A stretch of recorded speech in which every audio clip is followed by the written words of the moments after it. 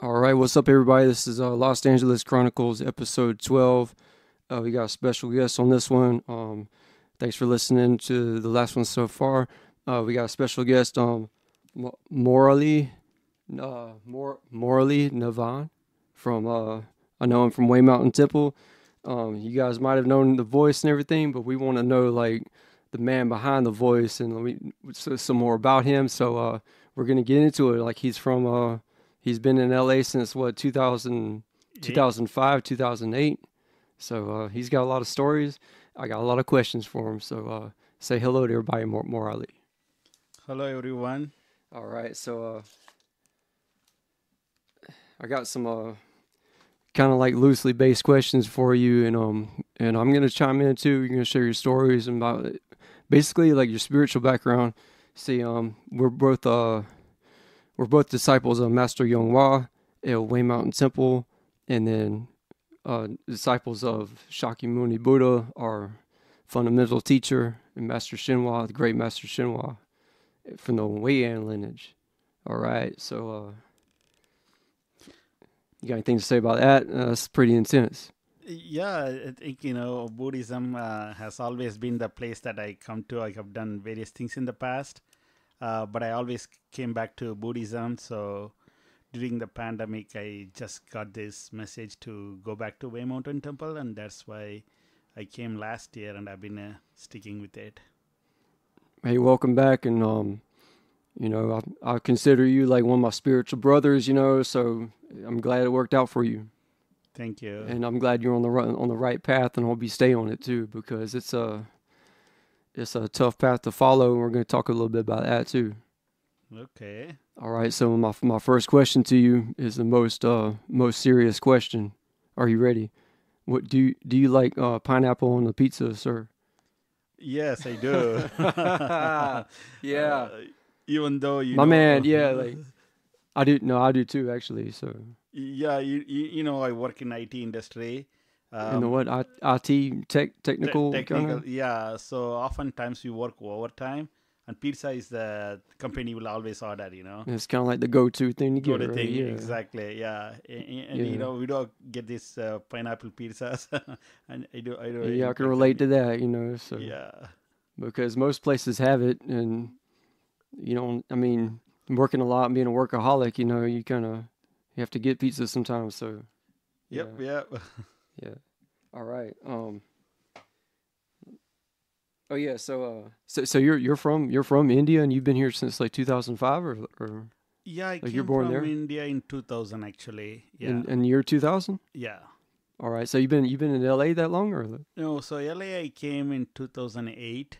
So ever since I've yeah, been here. 2000. Yeah. Hey, that's a coincidence because I came back in 2008. Hmm. Like I lived here when I was a kid, but I came back that year. I see. Yeah. Yeah. Yeah. So can you relate to the struggle? Like that was during the recession right there. Yeah, I mean, at that time, I came mainly to LA because I could not find a job in San Diego. I used to live in San Diego. Oh, you Yeah, did? Okay. yeah, and I think because of the recession and I lost my job, and I didn't really want to come to LA. I think a couple of times when I visited LA, I thought it is so polluted, and I can't be here. It's like a too big of a city. Yeah, San Diego's pretty nice. Yeah, but I think the move has been really good, and I don't want to move out of LA. Okay, yeah, glad it worked out for you. Yeah, San Diego is kind of boring compared to LA, right? totally. Yeah. Yeah, because you got like a little bit of everything over here, and Yep. you live in Hollywood, right? Yep. Yeah, so you live in like the rough little Armenia part of Hollywood, right? Like on Western or something by that. Correct. Yeah. Like there's a little Armenia and the Koreatown. I think it's that mix of everything around where I am. It's called an enclave, right? Like little Koreatown and little Armenia. That's an enclave. Yep. All right, so is anyone said anything racist to you in America or like? Well, I got my own stories. I think when I came in 2000, in 2001, the 9/11 happened. And I was just like a kid out of college when I came here. I didn't really have any even work experience or anything. And I didn't really realize, how this society is and how people are perceiving it. So I was just like kind of going around my walks like I usually do. And I Yeah. saw this bunch of kids came up to me, hey, are you from Afghanistan? Yeah. I'm like, no, I'm from India. Then they're like, you're safe. And I'm like, Right. okay. Yeah, at least, they trusted what I said. So, yeah, so a couple of incidents like that around Yeah. that I time. really. I mean, that's too bad. But yeah, I mean, you're a good guy, so it's kind of like the trouble. The trouble is gonna follow you, or if we believe in karma. So as long as you're doing good, man, Yeah, you yeah. shouldn't have any kind of like bad um calamities happen to you or whatever, right? So True, yeah, yeah. And any I kind of think, disasters. yeah, and, I think racism, I also think about, it's there in India too. I So think, are they racist in India or oh, yeah, yeah, I think against totally. against like Caucasians or what, American? I think It's like, they even against their own people with kind of a certain kind of a division. India is like a conglomeration of various ethnic group people lived yeah, together for so many centuries, right? So they're like a north versus south, east versus west, and yeah. people would look a little different and everything. Things have been changing, right? I think in the last 100 years, I would say, but it's just part of the thing that is still in progress. Yeah. All right, that's pretty cool. So if you never heard of our teacher our master and master YongHua, I wanted to like play a sample, and he's like really a brilliant teacher and a really interesting guy. So he has like so much to say, so like so much to teach us, and we've learned a lot. I just want to play like a sample so everybody can kind of get to hear something from him. That'd be pretty cool. So here he is. Don't care. But see, so existence of self meaning that it's really not a big deal. Why are you so afflicted? Why are you so angry? Why you are so greedy? That's the antidote. It's not a big deal. When you think about it, it's really not a big deal. You choose to get afflicted. Okay? That's wisdom. So that's him. I mean, sometimes you hear stuff like that, and it kind of clicks with you, right? So Yep. Yeah. yeah. So what about you? Like, what kind of like you just like listen to a lot of dharmas like me? Like, I mean, does it matter or because I enjoy all the dharmas. So Yeah, I think I'm not so much listening to every one of his videos, but things that he says is very profound. I kind of try to, hold that essence or the principle, so to speak. So that's what I kind of look for, the pointers or something that he's saying that I can work with it for next 3-6 months. oh, okay. Yeah, So it's a little bit different for you because you can kind of grab something and be like, I need to work on this. exactly. Oh, Yeah. okay, yeah, Like I think the one that he said around Chanchi was like, whenever you are coming to the temple, just stop thinking. Right, just drop all your thinking while you are in the temple. You can pick them up when you are leaving the temple. Things like that. I'm like, oh, yeah. okay, I've been coming every day to the temple pretty much. Let's just try that out. So things like that. Yeah. You mean like when he says just drop it when you come here, like your job or whatever, just try to drop it Exactly. Yeah. because if you don't do that, it's not gonna work for you, right? Like, Exactly. yeah, Yeah. Don't try to figure it out. Don't try to understand even, because yeah. that's my problem. Like if I listen to a lot of the things, then I would be comparing, and then my mind would become too active. I think me and you have both gotten a little bit better at that too, like of not figuring out because when you're brand new, like it's question after question and like why is this like this, and then once you're more accustomed to it, then some of those questions you don't have anymore, and you're just like it is what it is and let it go, right? Exactly. Yeah. I mean, I'm kind of, coming to the understanding that it's not about trying to figure it out. It's more just like going through this process and allowing myself to experience whatever it shows up.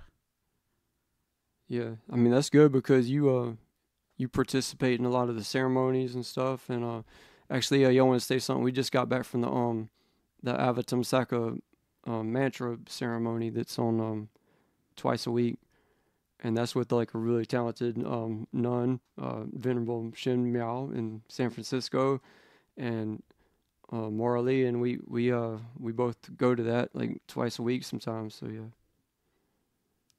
and she also has a bowing session that's really good too. I mean, helpful to me and a lot of people that. Yeah, I think you should go on that. It's like 6 o'clock in the morning though. Yeah, it's a timing. Yeah, it's like Gotta work my way up. you gotta wake up for that one. Yeah, I'm ready to sign up anything late night. 10 oh, o'clock, late 11 night. o'clock. I'm fine. It's not like late night snacks, or it's more like late night pineapple pizza or something. Or yeah. So yeah, I want to ask you how do you find Master's Dharma? If you want to tell your story. How did I find the temple and the master? Yeah, how do you find the temple, or how did you get into Chan meditation? Yeah, it's quite a story because I've been a part of a Hindu spiritual group for around 10 years. But towards 2016-17, I started to lose my faith in that teachings or the path. Then I was kind of being like a more like atheist. But I did feel like I need something to calm my mind, because my mind can get into more anxious thinking. So I told myself, well, Buddhism could be the next logical step for me, because at least from where I'm coming from India, we had more Theravada kind of a Buddhism, not a Pure Land or Mahayana. How you pronounce that? Like the Theravada, and it's the TH Theravada. Correct, yeah, Theravada. Yeah. And because of that, I kind of assumed that, okay, Buddhism, I don't need to believe in anything, because that's where I got into problem. So I was looking for all kinds of Buddhist groups within the city. And that's when Venerable Shannon was hosting a meetup group in Koreatown in the weekend. And I went to see her. And it was quite an interesting experience I had meditating with her like maybe 3 or 4 times. Then she told me to, come to the temple and check it out. Yeah. And then for a while you didn't come, and then you came back or something, right? Well, I mean, I came, I think, once or twice back then. But I think our master, has a way of speaking, which is kind of a little bit of, for if people don't know where he's coming from, or if people are not really sincerely looking for some spiritual understanding, you can kind of sometimes, it can be put off for you, the way he's presenting or sharing, That's kind of how at least it was for me. You mean because he's really intense and some of it's not pleasant to the ears, right? Exactly, yeah. He's not going to be like a sugarcoating it or, I think he gives himself a freedom to be himself. I think he's even modeling that. But at that time, I think I was like, I'm not really looking for any new teachings or anything or a new faith, I think Mahayana and Pure Land also has a faith. Back then, I think I had some struggle with that too. So I kind of dropped out until, during the pandemic, I think I got my COVID. Oh, you got it? I got my COVID towards the end when finally the UN kind of said the pandemic is over. That's when I got my COVID. But it was a pretty, bad experience. And while going through it, I think it came to my mind to just go back to Way Mountain Temple and focus on cultivation. And that's kind of how I came back. Yeah, welcome back. So I heard your story before when meeting Venerable Shannon and everything. I heard, but then now I got to hear more of in depth of it. So that's good. So, yeah. I never went to the meditation in Koreatown with her. It was when I met her, she was already a nun. So, but that was it was one in Pico Rivera, kind of close to over there, and then where else? Yeah, she was really very dynamic. I think she was very unique in the sense. It's kind of, I remember even the first meditation I was with her, I was sitting like 1 hour in full lotus. Oh, you did? Yeah. Back then I was kind of also maybe a little bit, not as heavy as I am right now. But I think it's her energy too. I think she kind of like pushes you in a way, and also the support that she sits with you. Oh, yeah. Yeah, it kind of helped, yeah. That's good, yeah. Yeah, keep up the Chan meditation or whatever you can.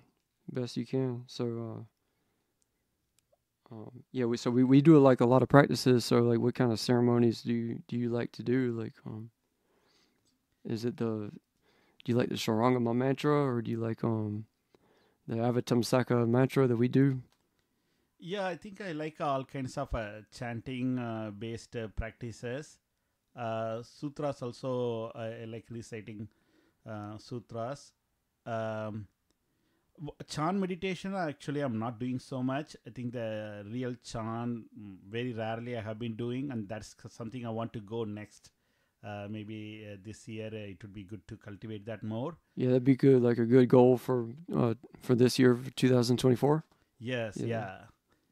yeah. But I think the interesting thing about all these chanting and ceremonies is that it does change the mind. Towards the end of every one of these ceremonies, I feel like my mind is like completely cleaned or washed out. It's so calm, peaceful, clean. I think Okay, you that's feel what I like kind of like. like a purified kind of feeling sometimes. Or- Exactly, yeah. No stress. All the day's problems are gone.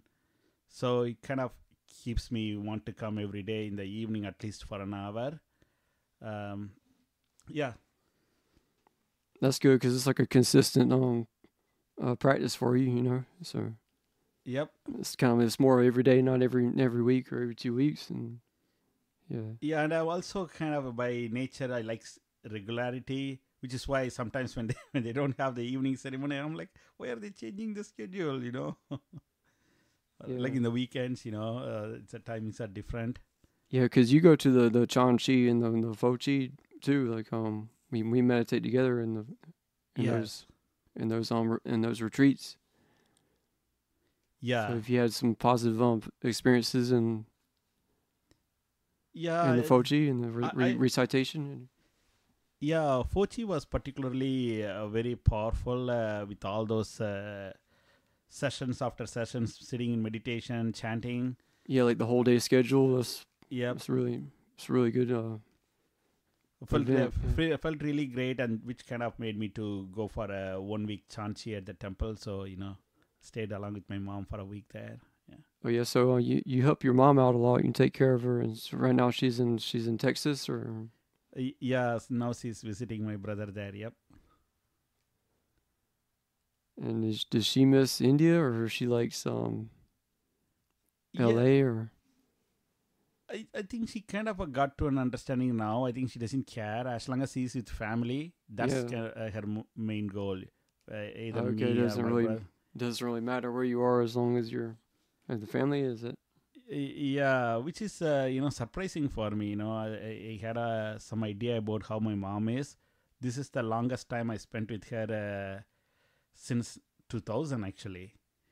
So 6 months she stayed with me, Mm. and I got to know her more, which is quite interesting. Because she's not the person that I thought she was. I think getting to know her more as an adult is an experience. I'm glad that I finally had it. Okay, yeah, that's good. So are you looking for a wife? Are you looking for a girlfriend or anything? And No, I think I it's never. a pretty complicated thing in LA, and that's going to be a different episode and talking about dating and stuff like that. And Yeah, I never felt like I'm one of those person cut out for it. Since my early 20s. since the wild and crazy days, or the Yeah, I love too much being alone and independent. yeah, Yeah. yeah, a lot of people are like that around LA, especially. So what do you do for fun in Hollywood? Like, do you go anywhere or? Not so much. I think I moved to Hollywood mainly because of my previous company was there. I worked for Ticketmaster. Oh, you did? Yeah, yeah. So Ticketmaster, do they still have that? Because I used to buy concert tickets on Ticketmaster too. Yeah, the Live Nation headquarters still there. Yeah, Oh, you worked at Live Nation, yeah, yeah. and that was did it was like in an office or something, or did you go to the concerts? I worked in the office, but we built that ticketing platform where they can when they brought the resell option, right? You can sell the tickets through that platform. Is that called like ticket scalping or something? You heard of that? Yeah, there are a lot of scalpers who are like challenges for the software that we are building. They would buy out all the tickets. Do they like get caught for selling it on Craigslist, or did people ever get caught, or that's more of a rarity when they get caught? I think there was definitely the scalpers problem was there, and there were different groups dealing with it. But our problem is like, how do you prevent it? Is the moment the tickets go on sale, all these people would immediately buy it, and then everything comes to the secondary market with a 50%, 100% marked up price. So yeah, that's the challenge we're trying to solve. So do you still keep up with it a little bit, or not really? Not really. Yeah, I mean, it's almost 4 years since I worked with them. Okay, I was gonna ask you like what are the most expensive concert tickets right now? Like, it just depends on what it is, right? Like, yeah. Because I saw this thing on YouTube the other day, and it was a YouTube video from the 90s. Like an expert from a video, and it was Kurt Cobain from Nirvana talking about like, then they're just surprised that a Madonna concert ticket would cost $50. And he said, "What? It costs $50? Who in their right mind would pay that much money?" And then how much is like a Taylor Swift ticket now? And it would be hundreds and. Yes. I don't know. Yeah, the Taylor Swift tickets, when they went on sale, I think the entire tickets would be gone within a minute. Within one minute? Yeah, exactly. What? Yeah. All the bots, do they have concerts in India though? It is there. I think it's a little different system, not as regulated like here with a ticketing platform. But is it like Indian music or something, or like? Oh yeah, like that's pretty big down over there. Or? True. Yeah, the live music, but the live music in India is not like here. Independent bands, they are still tied to the movie industry. So the same musicians who make movies, there's music for movies, they make songs also in the movies. That's what they would be playing. Oh yeah, hey, that reminds me, because I know that they make a lot of movies in India. They do. Is that true? True, yeah. Because I don't know much, but Indiana Jones and the Temple of Doom. Have you ever seen that? The villain from that movie, I looked him up, and he's literally in 200 movies. The guy that like takes his heart off his chest, and come on, if you've seen that, you don't forget that part. That guy's been in 200 movies. Yeah, 200. It's quite common for Indian a lot of guy, actors and actresses to be like, acting for like 200, 300 movies in India. That's like I have respect for that kind of work ethic, just like day after day. Like, yep. Because you also kind of, in India, we have this, every state has their own language, and they have their own... every state? Like, how many different states are there? We have more than 25. I don't even know the exact 25? number. Yeah. So how come like United States is especially when you go to Europe, they refer to it as the states, and then there's states in India, but nobody calls India the states. Yeah, I mean, it's just because we're famous, like United States of America. I don't know how united in India is. I think in United States it looks like there is some, consistently you see the same thing everywhere you go. You have the same language. That's not the case in India. So what kind of language do they speak over there? Like, what are the main? The main one Indian? Is Hindi. Yeah, Hindi. Hindi. Yeah. And do you speak Hindi? A little bit, not just a little bit. Like if you go there, you can't just like blend in with the Hindi language, or. I mean, I can pick it up if I stay there like 2-3 months because I have studied it in school, but never practiced it. Yeah. But so they speak a lot of English too, then, right? True. Yeah. In India, if you are traveling with English, you can totally manage it. I think I heard excuse me, some kind of hippie woman I used to hang out with. I heard like a story about she got kidnapped in India, and story lasted like a good half hour, and it was horrible. She ended up at the gas station or something, and she said, "Help me, I'm being kidnapped. Help me." And then they saved her. So oh, wow. Yeah. And I said, yeah, if I ever go there, I'll make sure like I go with you or somebody I know. Yeah, I think male, I don't think they would have any problem. Maybe a single solo female, maybe they would need to know certain places where they shouldn't be going. Yeah, I think Brady wanted to go to India too, and I said, yeah, you only got one life to live, but Yeah. not on my way around or anything. But there's still like a lot of Buddhism there, like because Master, he doesn't know that much about Indian Buddhism. It was more of Chinese Buddhism. It's coming back, but I think it's unfortunate that Buddhism, died in India pretty much after flourished for a while, and then it's kind of like China, gone out of India. So is it kind of like when Master said about like India lost it or China lost it and we have it? Is it kind of like that? True, yeah, I think short story. Exactly, yeah. And it is coming back now. I think mostly the one that is coming up is Vipassana. Vipassana. Yeah, so it is again, the Master doesn't like it. Is a Theravada practice. Is that meditation or that is a form of Buddhism? Vipassana. It is the Theravada Buddhism basically. And Yasan Goenka is, and he's also actually not from India, from Burma. Who's this? So the founder of the person who revived it right now in the recent years. So he brought this practice back to India, and they even have it actually in the US too. They do like this 10 days silent meditation. Have you heard of it? Like a Vipassana meditation. They have centers all over the country. You can just go there and do for 10 days. Yeah, I've heard of it. I don't know if it's like the mindfulness or anything. I just heard the name. I think I heard of it from there's a YouTube video with Venerable Shinhan on it when she was teaching in like Canada or something. Excuse me. She said something about Vipassana because it was a familiar term that the students have heard of before. So yeah. So that's what's coming up right now in India, but still very marginal level only because the Hinduism kind of took over. Yeah. Maybe there's like Hinduism here because I kind of came from a group too, that Bhakti Marga group, Om chanting, and they didn't talk about Hinduism, but some of the people in that group they were Hindu, or their teacher Nityananda, somebody like that. Mm-hmm. You heard of them? Yeah, I think he kind of has his own country now, right? Yeah, there was. I don't know. I know how to find. Like, I went to the YouTube thing and watched them, and it was all good vibes or whatever. But just to check it out. Yeah, he did a pretty good work. I think there were some allegations on him in India, and then the government.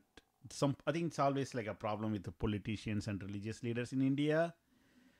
So I think he moved out of India and bought one island for himself and made a country there, Kailash.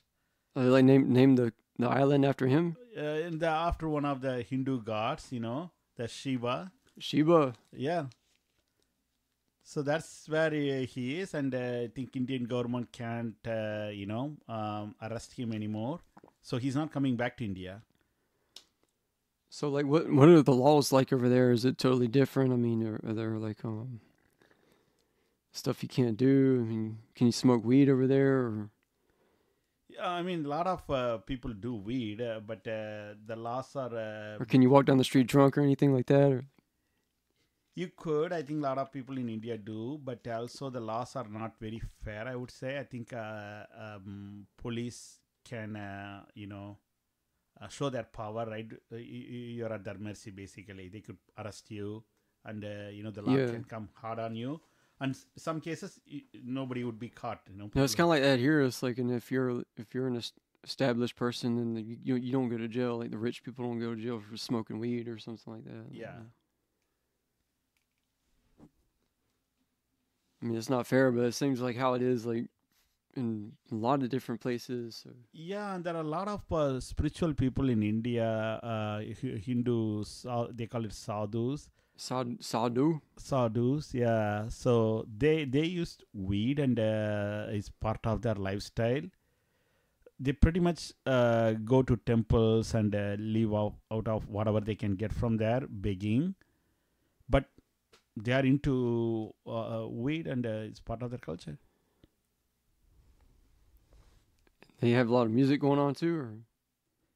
Yeah, some kind of the spiritual ones that they have for their practices. Have you seen anything, any crazy stories in India, like anything crazy kind of violence over there?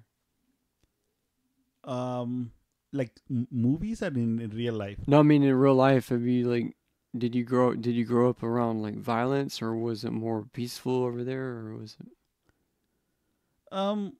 I think I never heard of gunfights because people can't have guns like here.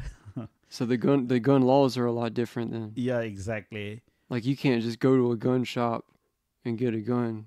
Yep, you cannot. Or, Yeah, it's very difficult to get a gun there. But have you seen like street fights or anything like that, or?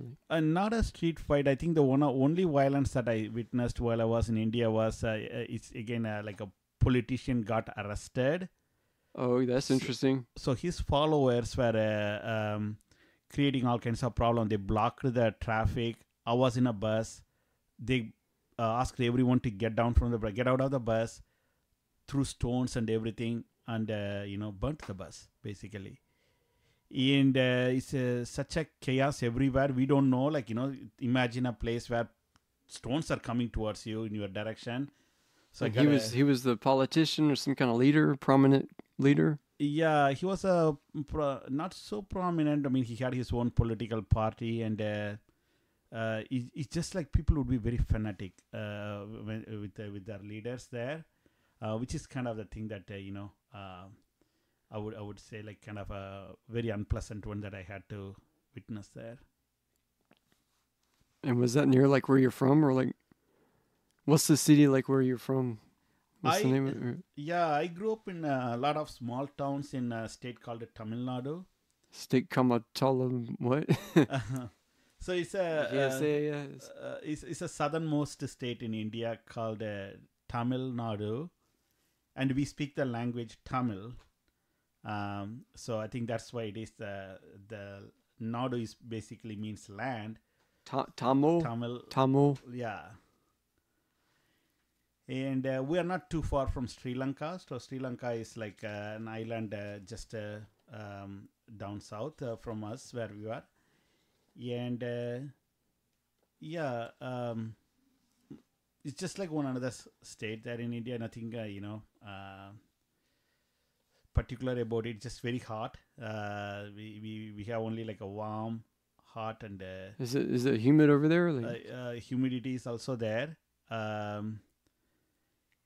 But a lot of agricultural lands. I think it's what do you call like here like a tropical or humid or like a corn. I think it's what they grew a lot in the plains here, right? It's a corn.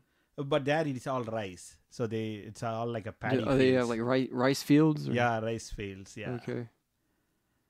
They have a lot of animals there? Or? Yeah, they do. Yeah. Oh, yeah, what did Messer say like last week about a cow or something? Or I wanted to find that. I couldn't find it, but did you... What were you guys talking about? What were you... Because you kind of chimed in about a cow in you. Yeah, I'm kind of trying to think how did that conversation started. I think he was talking about India because it had to do something with the sutra. I could be wrong, but then something... The subject of a cow in India came up. I knew that, and then... You had the answer for it, maybe. Yeah. But one thing I would say is that, in India, people never ate cows. They don't eat steaks, and that's not a common kind of thing? No. I think so what kind of meat do they eat? Like, what's the typical kind of... Most Hindus are pretty much vegetarians, but if they do eat non-vegetarian things, it's usually chicken and fish. So would you say that the population of India is mostly vegetarian, and it's kind of like how the Americans here are mostly meat eaters? It seems like, I don't know the demographics, but over there, vegetarian is like the norm over there. Correct, yeah. Oh, okay. Like here, I think sometimes I have a difficulty to find a restaurant that offers vegetarian food. It is kind of hard. Yeah, but in India, you would see like, very easily you would find vegetarian restaurants everywhere. I bet it's a pretty good quality too. I mean, just one thing I like about traveling is going to check out different food and see how it is and get the best of you know how Americans are. We want the best of everything and then take it back here. Yeah. It's all about taking over.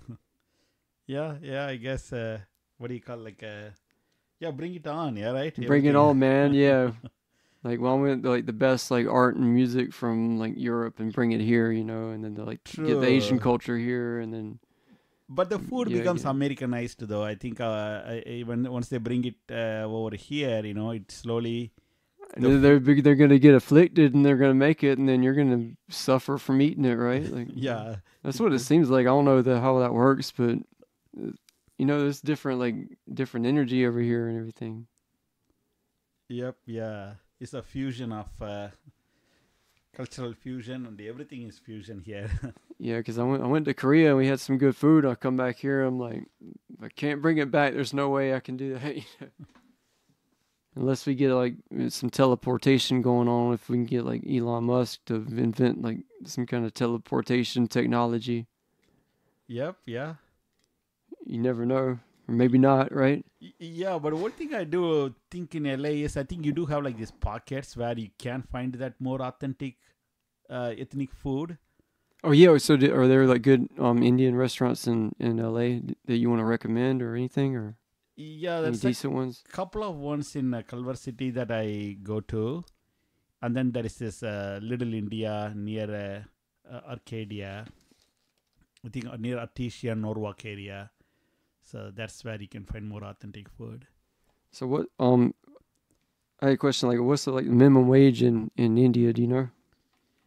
Yeah, see, on those areas, I think India is still a little bit lagging behind. Fair wage for laborers. There are a lot of difficulties for daily wage laborers there in India. People do take advantage of them, like housemaids and things like that. I mean, the minimum wage in the United States is different. It's like we're in LA, so the minimum wage is what, like, is it $17, $18 an hour? And then, but in South Carolina, where I'm from originally, the minimum wage is, I forgot what it was. It was crazy. It was like $7 an hour. I don't think they have the concept of minimum Yeah. wage in India. It's more like if people are willing to work for the wage you're giving, there you go, you got the deal. So it's more like you're happy to just get a job and then There hold are on to that. desperate people there. Yeah, there are so many desperate people who would just be happy to have a job. Some people would do it in exchange for a place and food and whatever. So do they have that kind of system? Like you can stay with me if you do this, or like, Yeah. or if you help me out, or do they have like old people that they can't get up, and then they have somebody help them out, and then you can stay here as long as you do that, or It's kind of an arrangement. Yeah, you Yeah, can yeah. work it out with those people. oh, Yep. okay. That's kind of interesting, but I'm sure it sounds like more simple than it gets complicated, though. I guess anything that has to do with money and living somewhere can get kind of complicated, you know. So yeah, do you have Oh yeah, what about I want to ask you like Nepal, and I know I've said something about Nepal a couple of times, and I'm just forgetting where that is on the map. So Ye- is it like near India or something, or? Yeah, so in northern India is where Himalayas, right? I think, and then you cross the Himalayas. The other side is where you have the China, but Himalayas are like a huge region, which is where you have like Nepal, Tibet, and all these other countries, right? Bhutan. So yeah, Nepal is one of the countries that's a neighbor to India, which is where Buddha was born, right? Yeah, maybe. Yeah, that's where I heard of it from. That's why I was asking you guys. Yeah, so that's pretty cool. So, do you have any hobbies or like special talents or anything you want to share? Or? I do play chess, online chess. Yeah, okay. Maybe you can teach me sometime. Oh, sure. Yeah. I mean, I spend at least an hour every day playing it. Oh, you do. So, is it hard to Yeah. get into? Like when you first? Can you remember when you first started? Or I've been playing the game since I was 5 years old. So it's one of those games that, I never lost interest. have you been like any kind of like champion kind of things when and kind of tournaments with it? Just during my school years, school tournaments, I have won some matches there. Yeah, I would say I'm like a club level player. I could play in What local clubs. what was that, like a club player? What did you say? Yeah, like if there are some local tournaments in chess clubs, I think I could play decently. Okay, I think chess is pretty interesting. I've heard like a lot of references of it. So yeah. So what about it? Like as a teenager, did you get into trouble in India or something? Did you try like drugs or anything, or were you more of like a good student or? Yeah, I think the culture is very different in India. When I grew up, I don't know how it is right now. I think things have changed. But when I grew up, it was very oppressive. I think for me, I ran into unpleasant experiences within my family and school. I think they were all. I felt like they were all trying to control me in a certain way, and I So didn't like it. it was like family oriented, but at the same time too, it's like indoctrination and kind of like that. Like Yep, you have to exactly. follow everybody. And Yep. so what do you think about America? Like about like doing your own thing and being an individual and being free? Like that's how it is over here. So I felt at home, when I came okay, here, I like you felt at home. felt at home mentally, but at the same time too, man, you live in Hollywood. So like, hey, if you want to share a couple stories about Hollywood for the podcast, I'm giving you opportunity right now. So I mean, you live in like the craziest places ever. So Yeah, Hollywood is like everything. There is never a dull moment. I have seen like gunfights 3 or 4 times. you heard the man. He's seen some more violence here than over there in India. So. Yeah, and then the homeless people problem and drug problem. So all kinds of crazy people. Yeah, it's too much. I mean, I worked there, but I didn't live there. So Yeah, and it's also sometimes it interests me. Like you'll think people are homeless and then they are kind of like so desperate situation. But there are a lot of homeless people I would also see who chose to live that lifestyle, and they would have like this solar panels to get their own electricity, have their own bike to get around the town. So it's just like a lifestyle they chose to live that way. I got another take on it. We knew this punk kid, and he lived in this rich neighborhood, and he would dress up like he was not homeless. He would dress up like a beggar with like a stained shirt and go beg for money, and then go back to the nice house. Like, yeah. so I'm just giving you an example of like you don't know who you're gonna see, So things aren't always what they seem. Yep, correct. Yeah. But I think what I like about Hollywood area and in general LA is the kind of mix of. I think it's like a truly melting pot. It's interesting. I mean, but we used to go to meditate over there. You wouldn't think that this place would be in Hollywood, but it was actually like a Hindu temple from that group that I mentioned earlier. And we would go in there, like me and a friend of mine, and just sit there on it's kind of like a church pews or something, and we just sit there for an hour and breathe, and that was our meditation.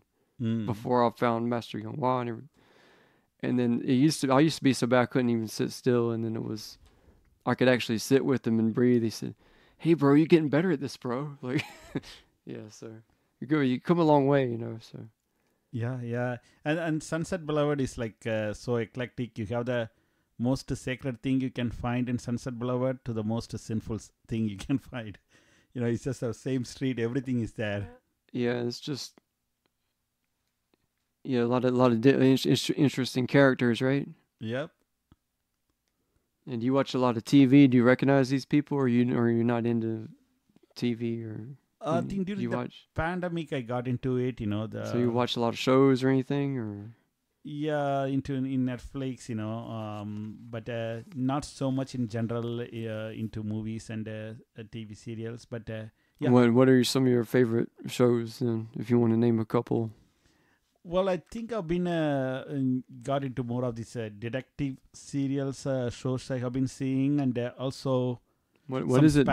Director or what? I don't know the directors right now. I can't think of it. More of some serial killers and the cops. Yeah, some of those are you want to see what happens next. He's like, are they gonna catch him? What's up? You're gonna. Yep, exactly. Yeah, and I also kind of sometimes the Law and Order YouTube channels, like a lot of videos there, the police videos. Okay, so you a little bit of the crime videos then, right? Like exactly, yeah, the crime videos. Unsolved Mysteries was that was fun when that came out. But yeah, I like watching the cop shows too. Yeah, yeah. And then so what about like the 7-Eleven in Hollywood, or not even there's a lot of 7-Elevens around LA, so what's the deal with the Indians like running 7-Eleven? Do they own the company, or like why do you see so many of them working there? Like I got to ask you, man, cuz Yeah. I'm a sugar freak, man. I go in there and I bought too much candy, and then here I am, like, can't even afford it. And then here they are. And Yeah, I don't know how that happened, but that's definitely I think from India, people came in waves. I came during the IT boom with technology, but there you was talking about that San Jose, Silicon Valley kind of thing? exactly, And, yeah, the .com boom. You guys probably you maybe afterwards, got into technology side, but there was a .com boom. That's when I came. I was like towards the end of that era. But you came in 2000, and that was when like the internet was booming, right? Like no, actually, in 96, 97, it was booming. 2000, it was kind of like a busting. Oh, really? Okay. Because when it came out, I'm like, what's so good about this? It's a computer. My granddad had it, the internet, and I was like, what the hell's so good about it? You type in what you want to see. Like I didn't know, you know. Yeah, and then they had this problem like a Y2K. Have you heard of it? Y2K problem? Yeah, they wouldn't shut up about this Y2K thing, and then we thought the world was going to come to an end in the year 2000. Yeah. Okay, that's what that is. The world's going to come to an end. Okay. Yeah. So there was a group of people from India came during 60s, 70s from northern India. I think the Sikhs you might have seen like with the turban, they wear turban too. Yeah, man. So they made up the 7-Eleven or what? That's they are the ones who kind of got into business, and they also do dairy farming and agriculture. Oh, hey, you know who made it big from India? That's a billionaire. The guy that made up the energy shots, the 5-hour energy guy. Oh yeah, the 5 and he made it big. And Shobani too, right? The Shobani yogurt and brand, right? The yoga what? Shabani? Oh, the yogurt. Yeah, the Greek yogurt or whatever. Yeah. Do you like that? I think it's too sweet. It's too much. I don't like that. Yeah. You know what I like? The Costco yogurt with it's Kirkland, and it's just the plain kind, but it's better for you than the damn sugar Chobani, whatever. Like. Yeah. Anyway, now I'd like to do some research on that, like more in depth with it. They came in the '60s and they got established, and then I want to see some of their like ups and downs and the tribulations. Yeah, yeah. That'd be interesting to look into. Yeah. So yeah, I think I asked you about the mantras. So, oh yeah, is there a certain mantra that helped you more in your cultivation? Is it like, do you like the Great Compassion mantra? Or do you like the kinds that protect you, like the Sharangama mantra? Yeah, I think of all the mantras, I think they all help to calm the mind. But I felt the Shurangama mantra was like most powerful for me. Yeah, because I think that is the most powerful mantra. Like it's up there with the most. Yeah. Well, what do we know? We're just students, right? You're supposed to just do what you're told. Exactly. Yeah. And I also like the Tuesday evening the mantra class led by the one last night. That was good. Yeah, I need to start going to that more with Master Z and I got some kind of response from that last night too. I don't know about did you feel any kind of vibe or anything or not anything particular. Sometimes I also like I like my own chanting too, but I also like to listen to when others are chanting. Yeah, I want to listen to somebody better than me because that's what helps me. Kind of what they talk about, or somebody with a higher samadhi. And I try to take advantage of going to the retreats with somebody with higher samadhi, and we all chant Amitabha, you know. Yeah, that's how you move up in the world, right there. So, forgot what I was going to ask you. So, 1 second.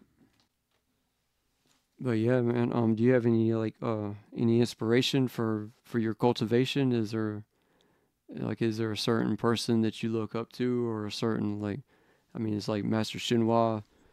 I mean, of course, he's like your inspiration too. So, or do you get inspired from like the other people around you? Because we're around like really intense people, intense trainers and meditators and people that fast for like 20 days, 30 days. It's intimidating to be there for me, you know. Yeah, I think this second coming into spirituality, I think that's kind of how I see for myself. After being an atheist for a few years, I'm actually don't have any goals for me spiritually. I'm just trying to find the balance. I think maybe that's the goal I would say if I have to say something. And which is why I like our path on master and old monk. Both of them are telling me it's just both this world and this life and also the spiritual life, like two sides of the same palm. Yeah. Um, Yeah, I can kind of relate to that too, because I'm kind of hard on myself with these goals, but